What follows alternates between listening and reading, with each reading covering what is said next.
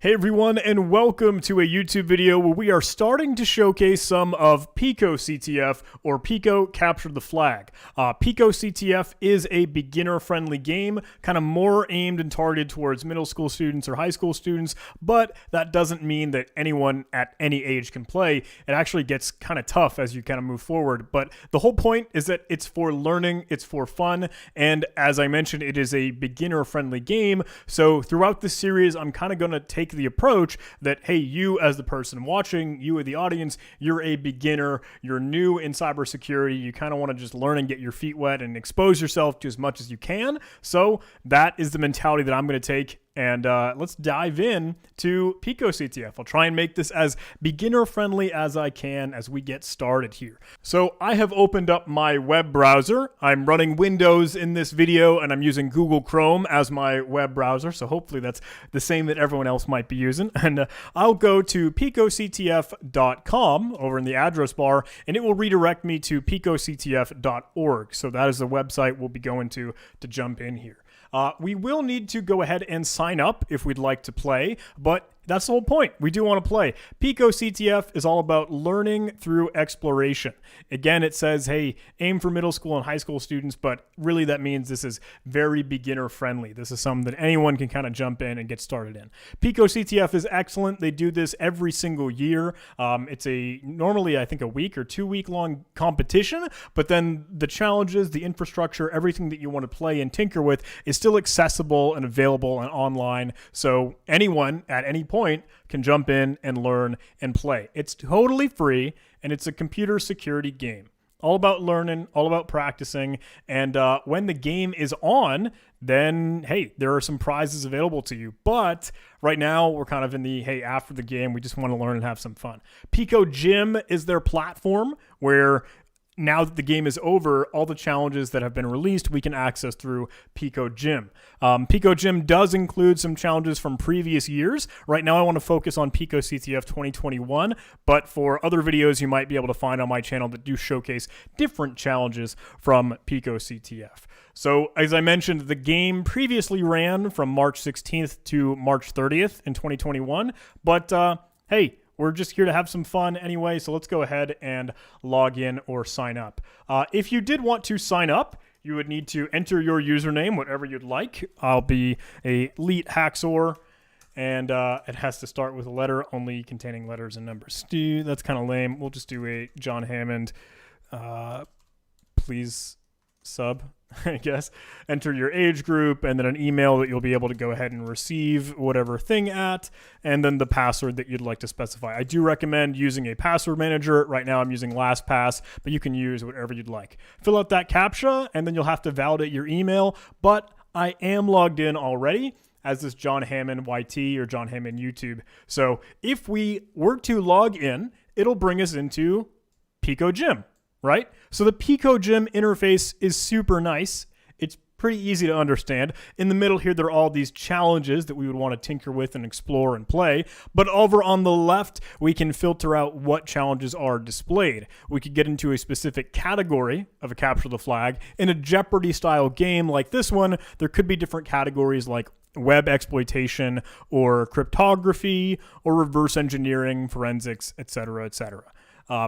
Again, the appearance notion here is when that challenge was released in Capture the Flag for Pico in their series. Again, I want to focus on PicoCTF 2021, so I'm going to simply click on that here.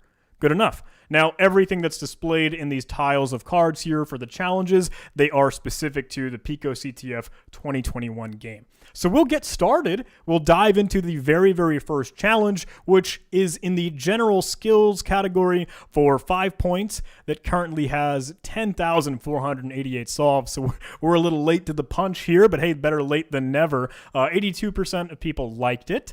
And the challenge is called Obedient Cat. So if we click on that card, it'll bring down this little modal dialog box that just displays this challenge here. We can see the author or who wrote it, and this would be good to know so you could ask for support if you want to jump into their Discord server or reach out and maybe, hey, I think a challenge is broken, or I need a hint, or I need something. That is very, very common in Capture the Flag and in the scene. So reach out and don't hesitate to be a part of the community if they have a Discord server or something open for players and people to communicate.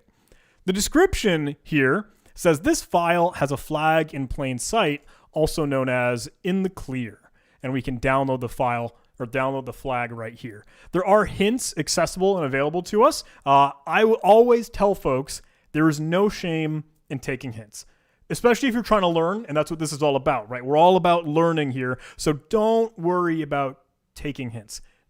You want to get exposure, you want to learn, so if you're banging your head against the wall, if you're beating yourself up because you can't solve a challenge or a task that's in front of you, that's okay. Hey, maybe reach out, and don't be beating yourself up for a week or a day, whatever. However much your attention span can hold, go for the hint. There's no shame in that. If we want to, we can kind of jump in here. It says any hints about entering a command in the terminal, such as the next one, will start with a $sign. Everything after the $sign will be typed or copy and pasted into your terminal. Okay. And then to get the file accessible in your shell, enter the following in the terminal prompt. wget, and this link here is displayed with a long path, and you could use man-cat. Okay, so those are commands that we could run.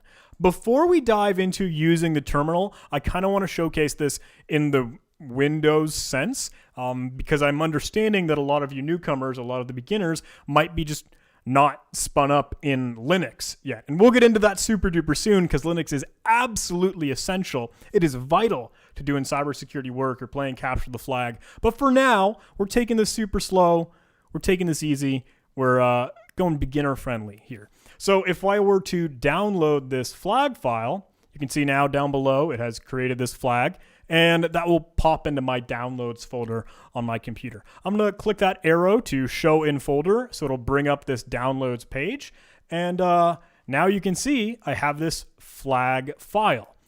Problem is, it seemingly doesn't have a file extension. Windows doesn't know what it is. It's not a text file. It's not an executable file like a program or binary that could run. It's not a zip file. It's not a JPEG or an image, a PNG, anything. What is it? Windows, the operating system that you might be using right now, relies on that file extension to really know what the file is and how to associate different programs with it. So if I were to double click on this flag file, it's like, what do you want to do with this? How do you want to open this file? Now, no matter what this file is, if it's a video, if it's an image, if it's a zip archive, if it's a binary executable or a program, if we were to try and open this up in like Notepad, we'd see a lot of non-printable characters or like random gibberish, lots of nonsense, technical jargon and stuff that maybe we don't make the most sense out of. But the characters in that file that are plain text, that are like an English character, like A, B, C, D, or numbers 0 through 9, those will be visible because they'll still be in that file. So even if this were a binary file, we could still kind of take a look at it inside of something like Notepad or a text editor, right? So Notepad is a common text editor that is installed by default, right, on your Windows computer. So if I were to simply double click or open up Notepad, we can see this flag here that's displayed. And this flag is in a standard flag format, which is super important when you're playing Capture the Flag or you're doing these cybersecurity tasks and activities and exercises, because the flag format tells you, hey, this is what you're looking for. This is the key, this is the token, this is the proof that says you've completed this task or this challenge. Now, it's hard if a game doesn't have a standard flag format because you don't know what you're looking for. If you were to go through a huge amount of files, a big file system, and you're drilling down into each specific directory or folder, you don't know what you're really looking for because it could be a random word, it could be a series of numbers, it could be a birthday, it could be anything, right? So it is important for Capture the Flag games to use a standard flag format, and thankfully, PicoCTF does that. The flag format is PicoCTF with curly braces, kind of beginning and ending, and inside of those curly braces is some sort of string or message. In this case, it's a little leet speak, right? Hey, sanity verified. and some hex or numbers and letters at the very, very end, going from 0 through 9 and A through F. We can talk about hex later if you aren't familiar with it, but right now we have a flag, and we can submit that for points. We can submit that to solve that challenge, and that's the whole point of Capture the Flag, solving as many challenges as you can, learning and having fun all along the way. So this is super simple, right? This was very, very beginner. This is opening up this file, and it just gave us the flag right away. We kind of had to know, or at least decipher how we could open this thing. In Windows, it's not going to explicitly tell us the extension in this case, so we don't know exactly what to open that up with. But we tried Notepad, and now if we were to paste that in, hooray, we've earned 5 points. That challenge card is grayed out because we have completed it, and you can see a little checkbox right beside that little person icon there. So that is that. But we did that in Windows, and we didn't exactly know what that file extension was, and all those hints that we were looking at, they kept trying to tell us about some commands to enter into a terminal or in the command line, right? All those words and things we would enter. Can we do some of that? I'm going to grab this wget command, this wget syntax. Wget is a command in Linux, which is what we'll jump into when we go into that terminal. Linux being a completely different operating system, its own distribution stuff, separate from Windows, and we can access it all inside of the browser, inside of PicoCTF, in the Pico Gym. Sure, later on we'll set up a virtual machine and we'll really get our hands dirty in Linux, but for now, let's kind of press the I believe button and let's enter these commands, again, everything following that $sign prompt that they mentioned, that hint number 1 here. So let's select everything for wget. I'll right click and copy that. And over in this icon over here, there's a web shell button. This web shell button, if I click on that, brings us into a PicoCTF web shell. So I'll zoom in on this, and it needs to know my PicoCTF username, which is John Hammond YT. It needs to be my password also. So let me go ahead and grab that. I am again using LastPass. So I will copy that password and paste it in. See if it allows me in. All right, it does. And now I'm just going to have to go ahead and grab that wget syntax one more time. I'll pop this out, and you can see there's this little pop out icon here. Oh, and I'm going to have to enter my username all over again. Paste in my password. There we go. Now I'm logged in. I hit Control L on my keyboard. Control L let me clear the screen, or I could simply type in the word clear and hit enter. Nice. You can hit enter to get new lines of prompt in the command line in the terminal that we're in, or the web shell. But we want to go ahead and copy this wget command in so we can download something. This command line, this command utility, that will allow us to download from a website. So we'll pass in that HTTPS URL as an argument, just following that wget command, the space here to kind of denote it's another argument or parameter. Now, if I were to hit enter, there's a lot of stuff that comes down on our screen, but we can see, oh, it actually were to resolve that website, mercury.picoctf.net. It connects to it, it sends a request, downloads and saves to a flag file. But where did this flag file go? Inside of the web shell, inside of our kind of Linux terminal right now, right? Well, wget will by default, with normal operation, drop it in our current directory. Now, when I say current directory, I mean where you are in your file system in Linux. Now, we talk about file systems in Windows, right? There's the C, colon, and backslashes to get to like C users, your username, and then your desktop or your documents. In Linux, you have all the same stuff, but it's kind of named differently. You can see in this prompt here with the $sign prompt, my username, John Hammond, YT, at PicoCTF at the web shell, $tilde $sign. Now that $sign is the prompt, right? That's telling me, hey, $sign is kind of reserved for a normal user. Like an administrator user, like the super user, they would have a hashtag or a little octothorpe, the pound symbol, right? To denote that they are the admin. we're just a plebe, right? We're a regular user. I'm just John Hammond over here in the web shell. But the current directory is actually noted by this tilde, by that squiggly line. The tilde refers to our home directory in Linux. So the home directory in Linux is actually going to be /home/ your username. Now, if you parallel that to Windows, we had C:\users your username.